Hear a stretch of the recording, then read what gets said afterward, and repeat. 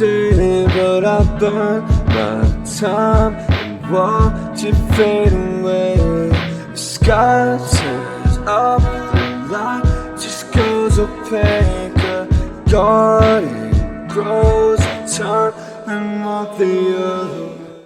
Welcome back to the long-awaited 12th episode of Afternoon Glory. My name is Josh Galore. Feels pretty good to be back on the microphone, folks. If you have eyes on the podcast episode, you'll probably notice I'm in a new 20. Honestly, the same 20, just ramifications have been made.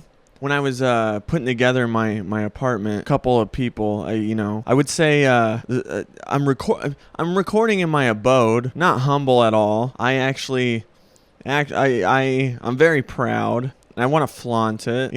I almost just want to get back on the dating apps, and all my pictures it kind of looks like a Zillow or apartments.com pictures, and you're scrolling. I just want to be like, 28-year-old single male, lives here. Swipe right. It does sound sketchy, and you should err on the side of caution. On paper, of course, I'm not gonna fucking chop anybody up or surprise anybody. Other than the fact that if somebody did swipe based on the pictures alone, I would surprise them in terms of, yeah, I'm not kidding. I was very, very proud to put this stuff together. There's a lot of asterisks. Well, hold on. I also want to, I want to state this, because this rubbed me the wrong way. When I'm putting this place together, I was very happy and excited to. I was sending pictures to friends, and a lot of them, a lot more maybe 50-50 who responded with this sort of response. They're like, oh, is that the bachelor pad, huh? And I was so repelled.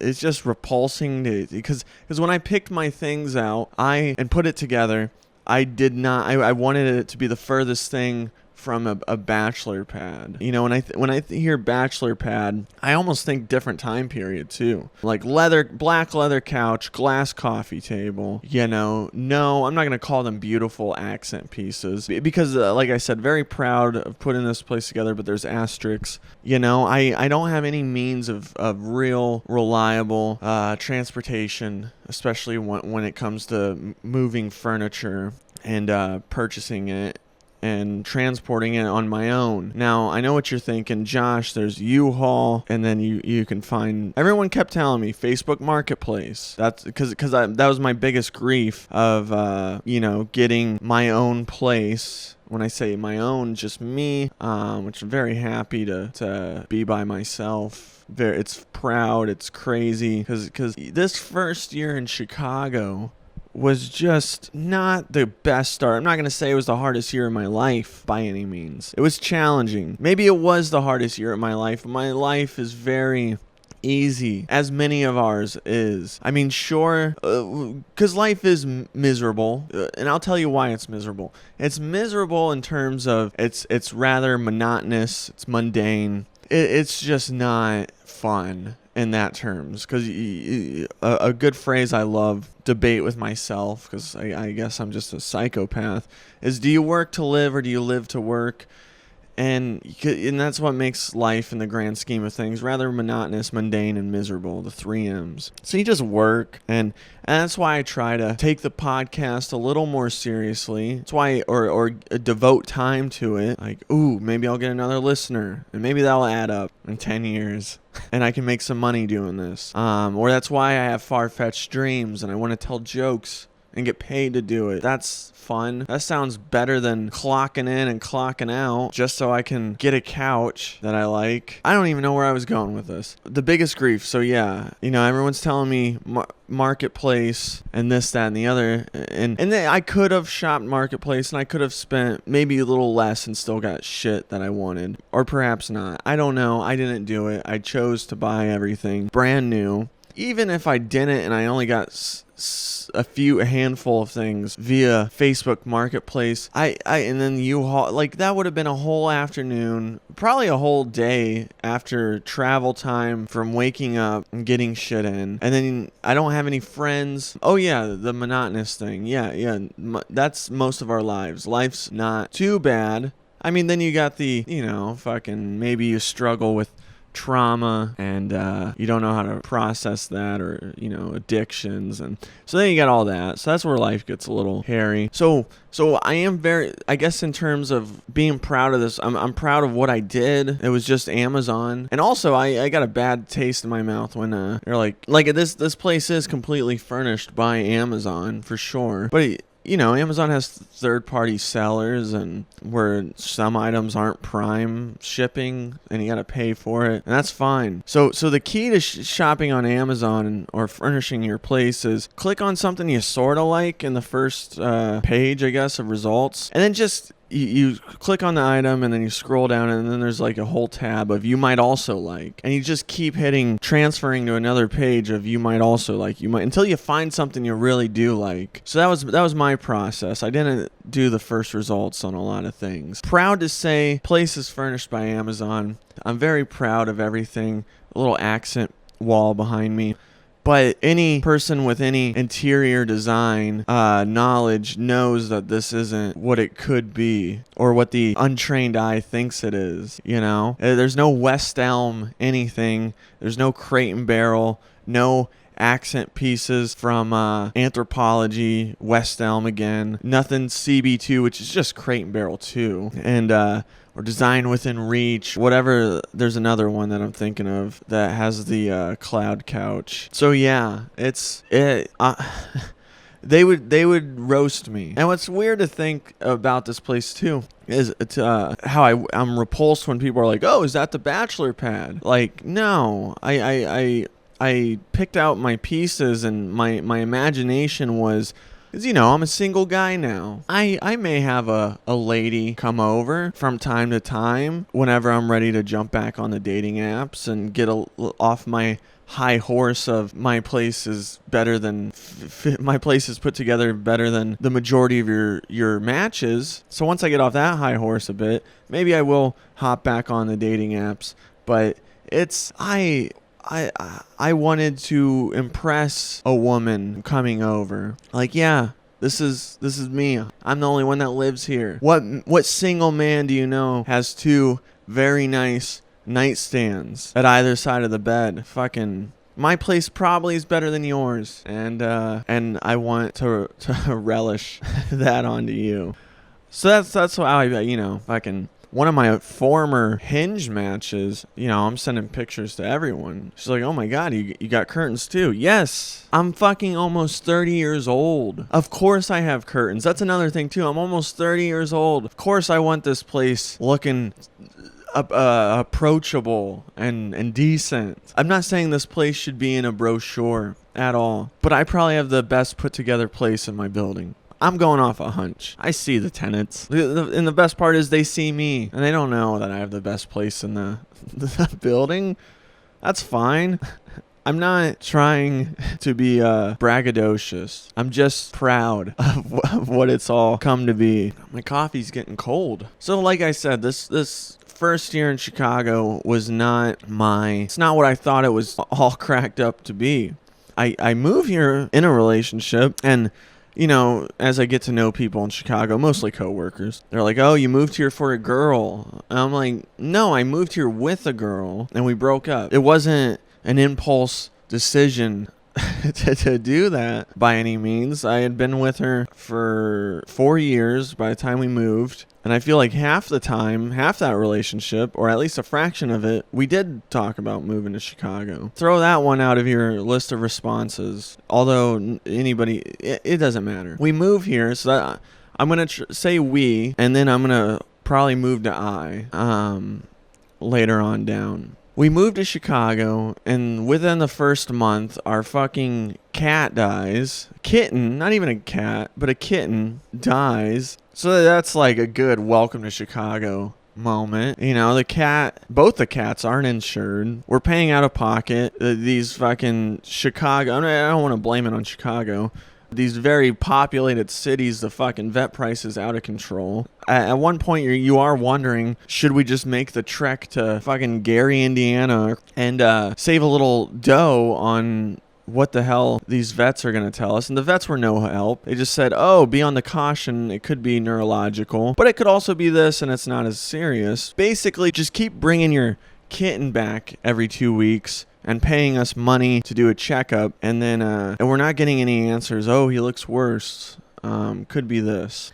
And then finally, my ex-girlfriend just says, run every test you can. And by the time we got a correct diagnostic, he was deteriorating. The first month we lived here, and he dies. He's deteriorating every single day. I'm like videotaping or recording. Just he can't walk towards the end of it. He was just stumbling, and he couldn't use the litter box. He couldn't get up. He's just pissing himself and shitting himself. One of my last, I'm keeping a good eye on him. Also, I didn't have anything to do the first month living here, as I wanted it. I wanted to really soak in Chicago, get to know it, and unfortunately any money that I had to do that went towards half his bills. And I don't know. One of my last memories of him is he hardly can walk, and I was on the bed, and he was kind of at like my knees, and he like army crawled his way to lay on my chest. And so that was reassuring to know he loved us and felt safe in just such a short life. And we had to put him down. He had a crazy seizure. He had a couple, but he had a really intense one, violent one. And my ex-lady sedated him, and he was just sedated for the last 36 hours of his life. So that was like, hey, welcome to Chicago, figure this out. And then I get a job. I got plenty of experience in hotels. I don't want to do that anymore. Hotel hours, in my experience of what I have been able to do, as far as like guest services, like valet, doorman, and bell attendant, is sorry, I was finishing my coffee and using the restroom. So my experience with valet, door, and bell attendant, the most money, in my opinion, the most lucrative time is to either work the morning, the checkout, or the check-in, which, there's really only 2 shifts at a lot of hotels and overnight. And I personally think I thrive best making money on the check-in. And check-in starts around 3, so that's where you get the 3 to 11 shift, and very common. But that's where I feel like I thrive financially. When you want to do comedy, the prime time is in the evening, so then if you're working 40 hours a week, you're missing out 5 days to do open mics. So I was like, I don't want to do that. I want to work at a restaurant. I want to learn how to serve. I've wanted to learn how to serve for years now. And of course, nobody fucking hires me because I have no serving experience. However, I've dealt with guests and service at the highest level with Forbes 5-star property, and with no experience, the only person to take a chance on me was Olive Garden. I literally worked at Olive Garden for 9 months, 10 months, just fucking the bottom of the barrel serving experience. I went from Forbes property hotels to Olive Garden, and Olive Garden, that's a novelty. It's even people with money get a hankering for the super salad and bread. That was like the line at the yes, you do get what you expect when you see okay. And then there's this, people who celebrate their birthday at Olive Garden. That's insane. Why would you not go to a nicer place? I can't rack my head around that. How many times we had to sing happy birthday? That's so you got that demographic of people that Olive Garden is the nice restaurant out. And then you have a bunch of normal people, and then you have, occasionally you got somebody in a different tax bracket that's like, oh yeah, I'm kind of craving a salad or something. So there was an array of people, but it was mostly that demographic where they're like, Olive Garden, that's the night out, and which is sad. There's definitely finer things to strive for than Olive Garden, but hey, I was there. And that was challenging at first. It was a huge learning curve. I'm proud to say I got there towards the end. I like that one because the shifts were shorter. Money was, it paid the rent, sort of. But I was part-time. If I was full-time, yes, definitely could have paid the bills with Olive Garden. Back up a little bit. Just, you're isolated. You just moved across the country. It's vulnerable time. My ex-lady isn't having the best transition. She's not sure about the school she picked to finish her degree. So there was a lot of, we just got to see it out, this, that, and the other. I finally get around to the open mics in like October. So I've been in Chicago for like 3 months, almost 4 months. I started at the end of October. And then at that point, I had not done comedy in like 5 months, longer, maybe 5-6 months. Here's the thing about open mics. So anybody that's like, can I come to an open mic? I'm not going to actively seek out and say, hey, there's an open mic tonight. Would you be willing to go? I'm not going to do that to one single person, let alone a group of people. And there's etiquette where if you do bring a big group of people, you should probably stick around for the majority of the open mic. I was going to call it a showcase. In a way it is, because then it's just back to a regular old open mic where you're telling jokes in front of comics who probably heard the jokes. And it's just kind of rude if you just leave after that one person. And it's even ruder if that one person invited everybody and said, okay, yeah, you guys get the fuck out of here. I don't care. Let's go get a drink or something. Let's go to Olive Garden. And so that's just rude. So I kind of apply that concept even when I'm by myself. I've been last on an open mic. I appreciate any ears that are there. I've been towards the beginning, I've been towards the middle, and I've been towards the end, as we all have, comics at open mics. I like to stay one, maybe mingle and meet a friend. Although I have a real big challenge with being friends with comics. Anybody who's friends with me and knows my silly antics, I don't want to pride myself too much to where it's just I'm 100% gloating about myself. But I am, anybody that knows my silly antics, I'm not practicing material. When I write jokes that I want to tell on stage. And any work gags, that I don't think I've ever took one to the stage. People are like, so be thankful, okay? I'm just naturally funny. I'm naturally silly if I'm not funny. And it's almost like my comedy performance and jokes and sense of humor or standards is different than what I do in person. Meeting comics, challenging. This is like humor is a defense mechanism, and you're like at a wall, or you're trying to make something. So I'm genuinely curious about stuff that I have interest in. So when I ask a comic, when's the last time you ate at Chili's, or when's the last time you had a Mountain Dew, I'm genuinely curious about that, because I hope the answer's soon, and I'm not the only piece of shit in the room. But then it's like, oh, Mountain Dew, it's fucking, so I'm surprised it's still legal in this Biden administration or some shit. It's like you both have to have a real moment, and then, oh yeah, we are humans. And it's just, it annoys me. It's not every comic's like that. And some people are naturally funny. Humor is what I look for in someone that's not aspiring to do it as a profession. That is my number one connector. Is that my number one link to try to get in with you. With comics, I would say my number one is probably, and my friends even. After I established, we tell jokes with my friends, but with comics, it's probably my number one link that I want to try to connect myself to you is. Do we complain and do we bitch about the same things? And then that's a friendship, which I haven't come across. I stick around, maybe I can meet a friend, is my original point. And so with that, as time goes, I've been really drunk on stage once, and I didn't feel good about it. It was a good time, but I didn't feel good about it after. I was like, that was kind of a wasted rep. I have like 1 drink or 2 drinks before I even go on. I'd like to be as close to sober as I can, and then after that it's like, well, I went on, let's network or mingle, and you know what that social lubricant alcohol can be, let's do it. So then I'm just getting fucked up, and like, say an open mic's 3 hours from start to finish, I'm just getting really drunk, almost like, I'm not saying embarrassing myself, but I'm not. It's almost like that's a wasted rep now, trying to mingle. And now I'm just a guy that drinks a lot and has alcohol in his breath. So one day in December, it occurred to me, I'm spending $50 at a bar. Like, there's no reason you should have a $50 tab at an open mic. For fuck's sakes. Cut it out, Josh. I'm like, let's give sobriety a chance. And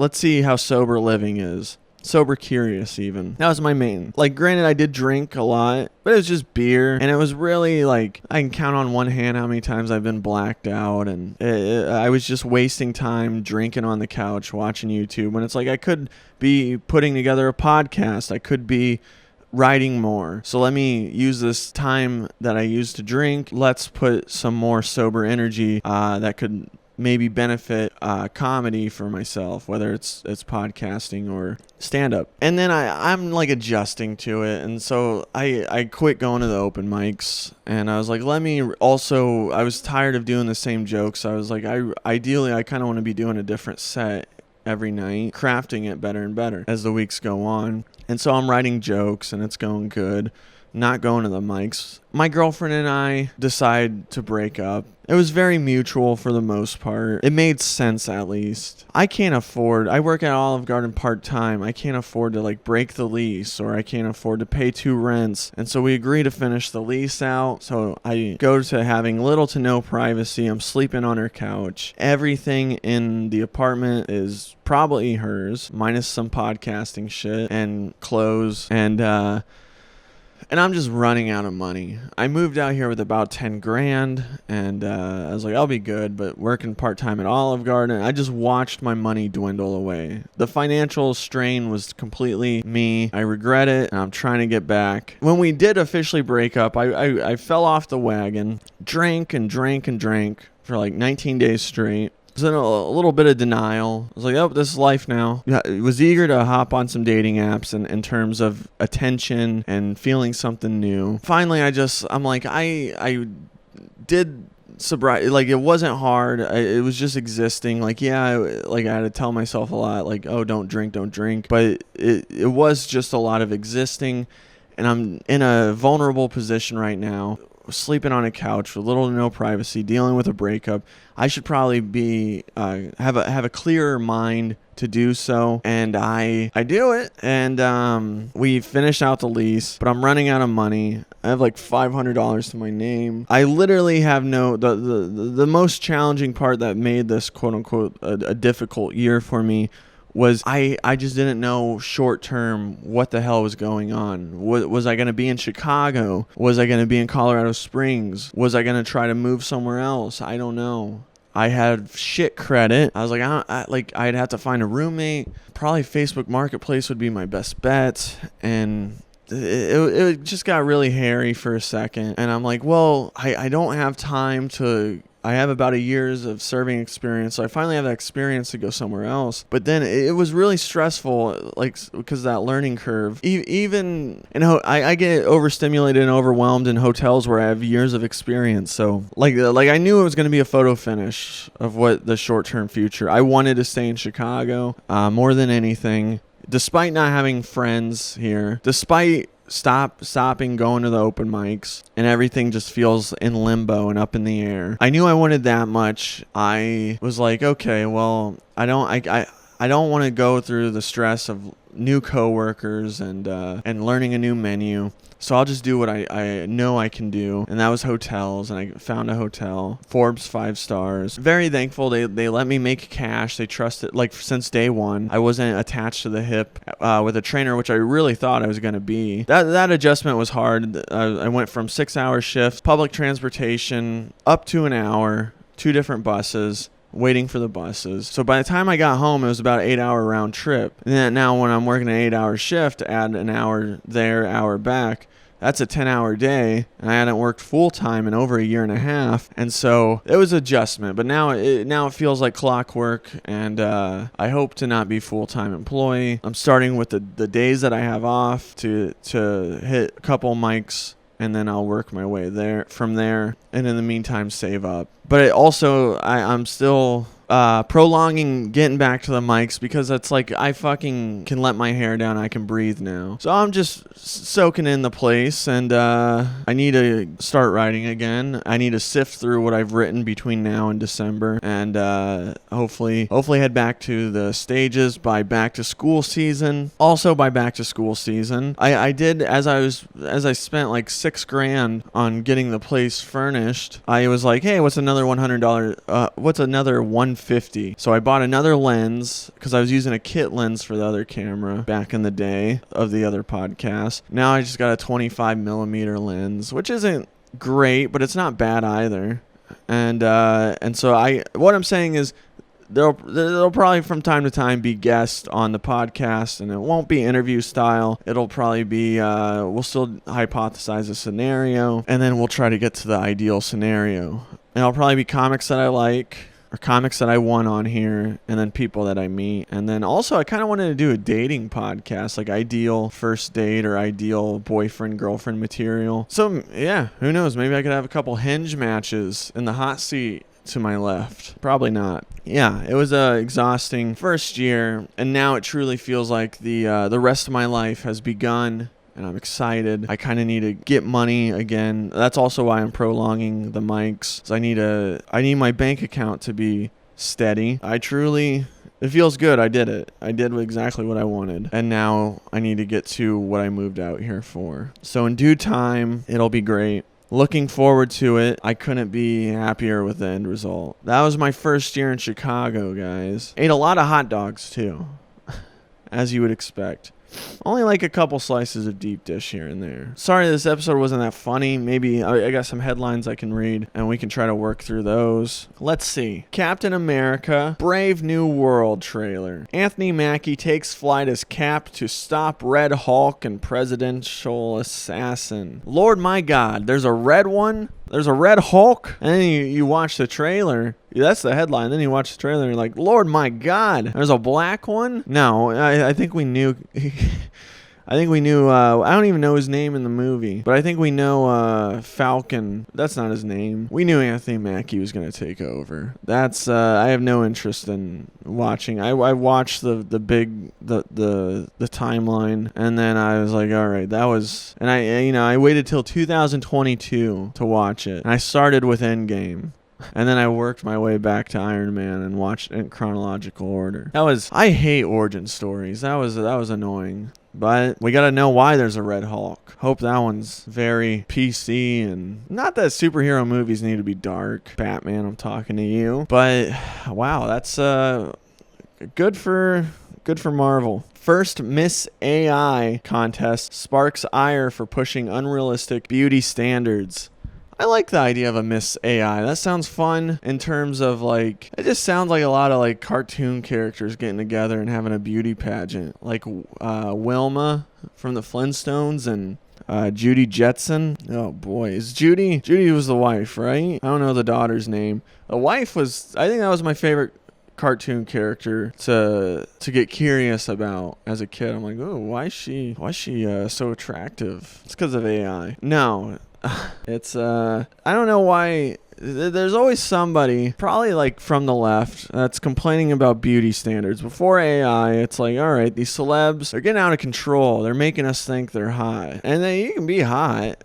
That's fine. That's not a crime. The argument for unrealistic beauty standards is me. I hate to be this guy, but I brush off a lot of very attractive women, whether they do have funds for unrealistic beauty standards or they're just naturally hot and beautiful and or they know the tricks and tips how to look even better on a night out. I immediately, you should see in hospitality how I deal with hot chicks very monotone, very stoically, no emotions. I'm not honored to help you out and serve you.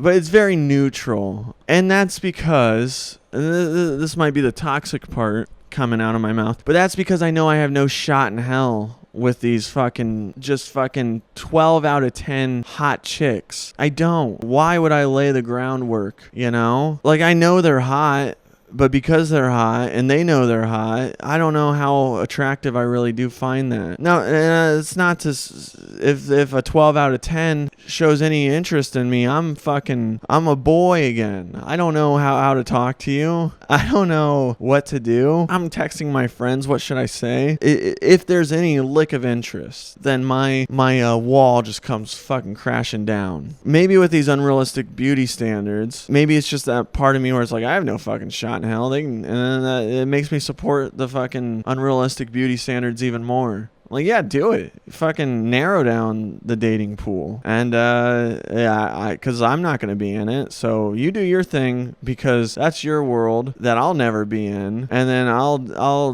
date the women that think my apartment should be in Arc Digest when really it's just Amazon. I don't get it. I don't see anything wrong with because it's also why unrealistic beauty standards. If you sound out AI, artificial intelligence, artificial is a word in the same sentence as unrealistic beauty standards. Of course it's going to be unrealistic. These chicks are going to be, it's going to be the best body proportions. It's going to be anything but a butterface. Moving forward, Will Ferrell says James Caan told him, "You're not funny on Elf set. I don't get you." What it's like to be misunderstood. There's people that get me, and then there's just people that think I'm fucking batshit insane. And no, most hotels that are of the luxury, it's not what tier, the luxury tier, they're gonna have a cafe. They're gonna have a cafeteria for their employees in a locker room. And so it's literally like a fucking dorm dining hall, maybe minus the carpet and cheaper chairs and shit. And so that's what most of them have. And then my last one had Coke products, which most places have Coke products, I feel like. And then my place has Pepsi products, and part of Pepsi is Mountain Dew, and that's the guilty pleasure of mine, and that's where my white trash shows. Is, I don't drink it. I don't buy 12 packs or 36 packs or 24 packs. I don't drink it at home. I mean, I'll buy a bottle from time to time in a grocery run. This place has Mountain Dew, and I'll walk into the cafeteria and I'll say, "Hey, does anyone know where a guy can get it some Zing around here?" I like calling coffee caffeine. I like calling it Zing, Zing. And before anybody can answer, I say, "Oh, I found it," and I walk over to the soda machine and I pour a glass of Mountain Dew. And people look at me like I'm a fucking psychopath, and I think it's funny. And but the people that get it. And a little quick advice in comedy, not that I'm one to speak, or not that I'm an elder in the comedy scene. Just do the shit you think's funny, and then your audience will find you. Yeah, the rule is to make a room full of strangers laugh. Sure. And that should be the majority, and that's where crafting a joke comes in. Yes, 100%. That's the number one rule of comedy, make them laugh. But then, you can sprinkle bits of you and what you think's funny. And again, I think it's funny in conversation to be with the people that I work with who I may or may not know, and they're like, "Yeah, that guy's fucking insane." And that's just part of the antics. That's part of working with Josh. Fucking an Olive Garden bit that I wish I would have did more. I did it once or twice. Everybody looked concerned for me at Olive Garden, because I always want to be. I always want to be known to. If we're just coworkers, nothing more. We don't hang out outside the clock. I want to be a good employee, and I want to do a good job. Before I'm even conversational and pleasant to be around, I want to show that at least my drive and work ethic is there. And so I fell in the weeds a lot. It was less as time went on. Everybody was like, "Oh my God, are you okay?" Because I'm just scrambling around. I'm falling behind. Oftentimes, I'm there's a saying, you're going around your ass to scratch your elbow, and taking extra steps. That was me in the restaurant industry at the beginning and sometimes at the end. So everybody was just like, all eyes were on me. "Do you need help?" No. And a gag that I did on one of my last shifts is, you're getting the drinks, and then I'm running around as I normally do.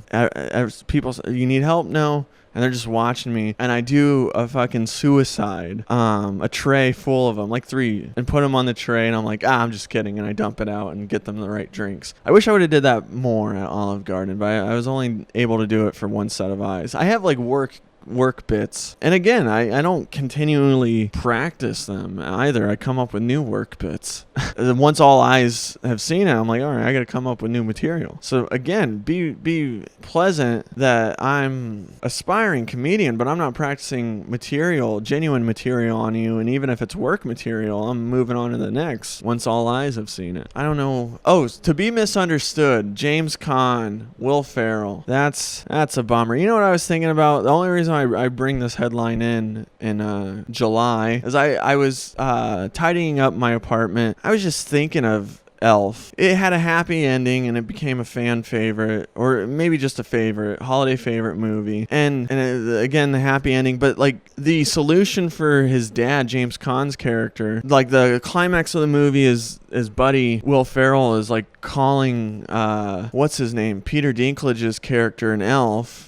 And it's like a display of happy ignorance. I'm not saying I'm trying to resurface something. He's and it's like a play on not only Peter Dinklage's character but himself, like little people. He's calling him an elf and like to stand and know you're away. And he's getting angry and he ruins the pitch for his dad. And then his dad yells at him, says "fuck off," blah blah blah. And like and then like that situation gets resolved in the movie. Of course, the relationship at the end with Buddy and his dad, that's the happy ending. But the pitch being ruined, that gets there's a solution to that, and they're like Andy Richter's character is like, was it Andy Richter? I think it was Andy Richter, or was it Kyle Gass? It was Andy Richter. They're like, oh, by the way, the guy whose pitch we ruined, he left his notebook of his ideas. So let's get to work. So they're plagiarizing after this man left because he's being called an elf, which he's probably heard his whole life. And that's not very... I know that... I'm not trying to sound like cancel culture, but that's kind of tasteless. I would have been happy, oh, does Santa know you're out of the workshop? Fuck you, I'm leaving. The dad and Will Ferrell get into it, and they're like, oh, this is just a missed opportunity. But they're like, hey, let's plagiarize this guy and steal his idea. Maybe that's the comedian in me. I don't know.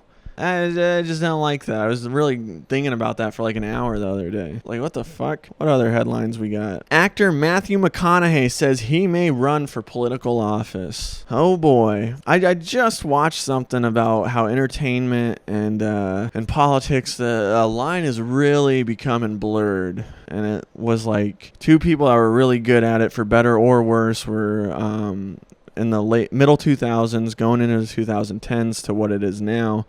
Is Jon Stewart and Tucker Carlson, and it's like and then of course former President Trump. Oh, anyone can be president, and now we get shit like Matthew McConaughey might, I embrace it. If I'm a big morale guy, especially in hospitality. I think it can be shit jobs for sure and bad culture so easily. A hair can get out of place. And my biggest complaint with managers often is, where the fuck is the morale? Like, we are serving people or providing service, and it sucks, but it can be really rewarding. And if I'm working for shit management or management that just doesn't care, I don't feel very rewarded in the industry. But if morale's fine and I'm dealing with a handful of shitty guests a day, like, I don't know, I feel a lot better about it. I'm like, oh fuck, this is why there's lifers. We hope to get cash, and it just ends up being real shit, and you have some really bad days. And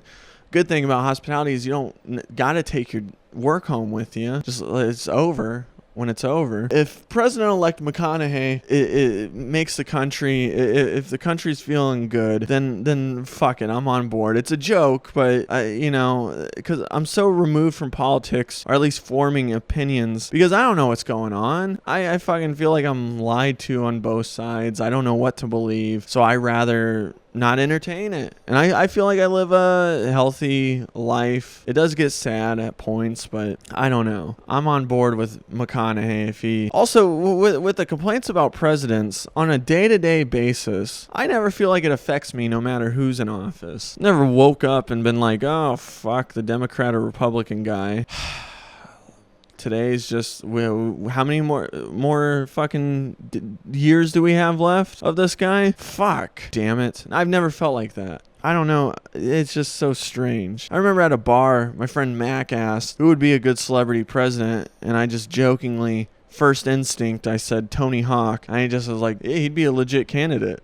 And it was just funny to me because it was the first instinct that I had. And I said Tony Hawk. Yeah, he'd be good. And he really meant it. Boost. Donald Trump does not get post-shooting poll boost. That was my third time reading that. I kept saying boast for boost.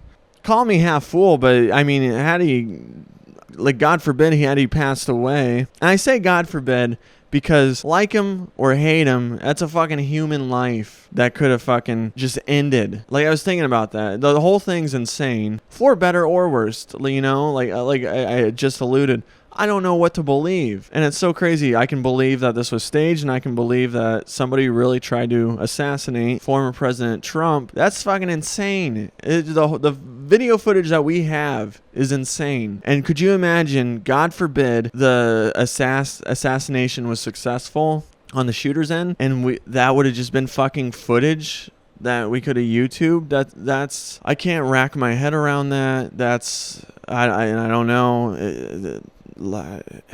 I'm just going to take it at surface value that somebody tried to shoot Donald Trump, and I'm not going to feed into. I mean, I will still entertain. Like, yeah, I could see if news in 50 years said, oh yeah, that was like, I'd believe it. I'd be like, okay, wow. And if somebody was like, no, that really fucking, what we saw is what happened, and I'm like, fuck, that's still insane. But I hate to be half full, but had he gotten shot, there would have been no updates on the poll boost. The Trump campaign should be just thankful it is what it is, and he lived to tell the tale. And oh man, I can't get over that. Just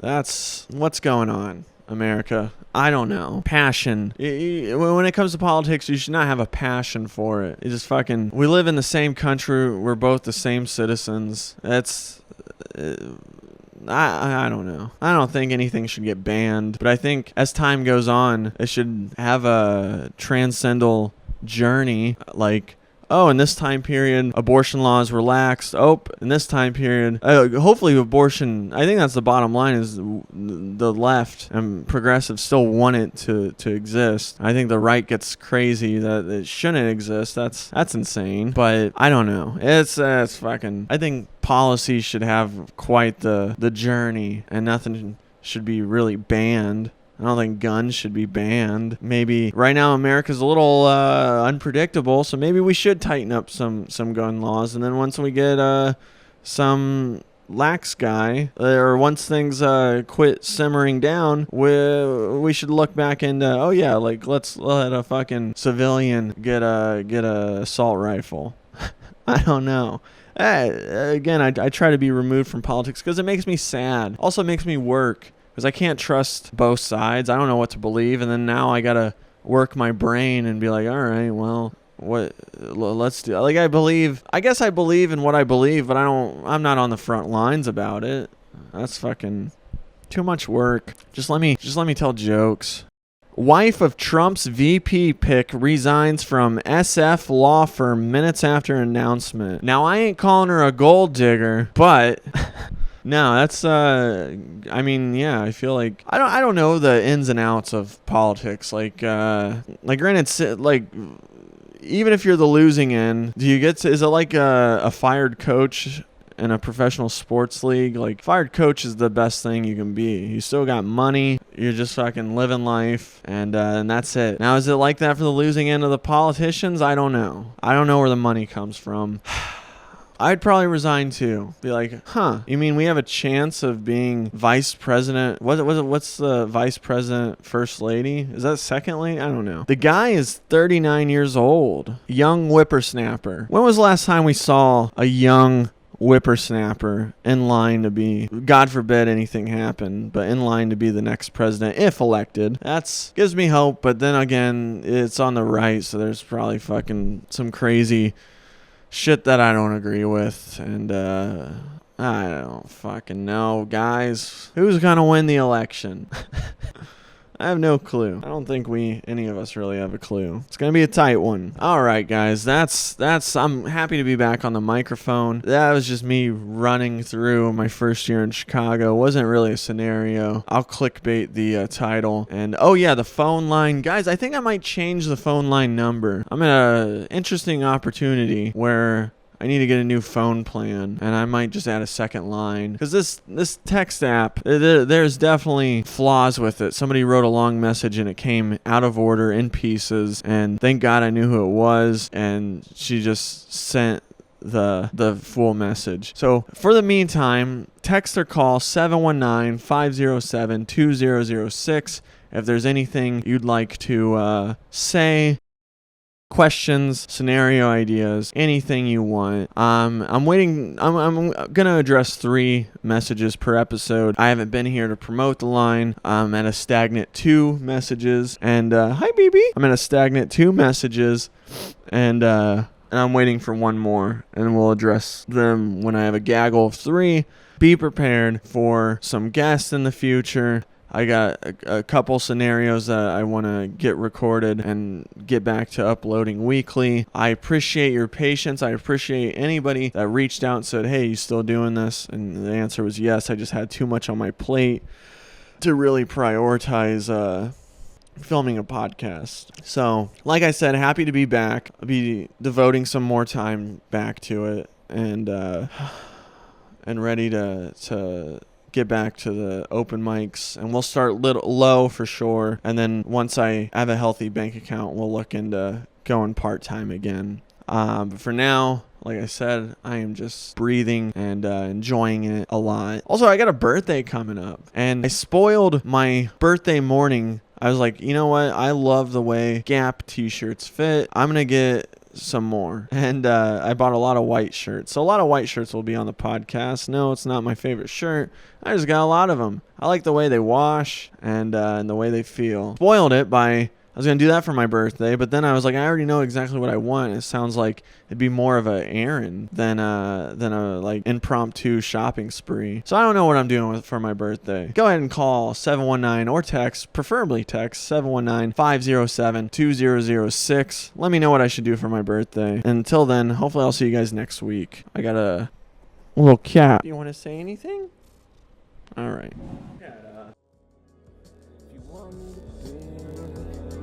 Then I think you should leave.